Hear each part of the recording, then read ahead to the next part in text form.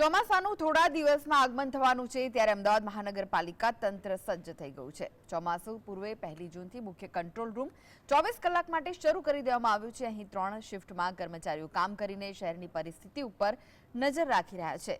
ચોમાસું પૂર્ણ થશે ત્યાં સુધી કંટ્રોલ રૂમ કાર્યરત રહેશે। આ કંટ્રોલ રૂમમાં શહેરમાં પાણી ભરાયા છે તેવા 130 જંકશનો પર લગાવેલા સીસીટીવી પરથી શહેરમાં પાણી ભરાયેલી જગ્યા પર નજર રાખવામાં આવશે।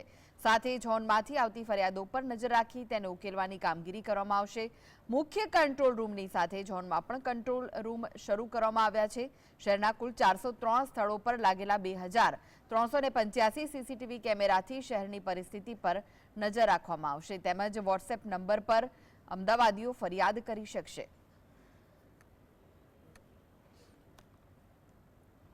બધા જ વિભાગોને સ્ટેન્ડ બાય રાખવા સૂચના આપવામાં આવી છે। સાથે સાથે વરસાદ દરમિયાન જ્યારે પાણીનો નિકાલ થાય ત્યારે એના પછીની જે ખાસ જે હેલ્થની કામગીરી એ તાકીદે કરવામાં આવે, જેનાથી કે કોઈ પણ પ્રકારનો જે રોગચાળો કે પાણીજન્ય રોગ હોય એ ના ફેલાય, એની વિશેષ વ્યવસ્થા રાખવા।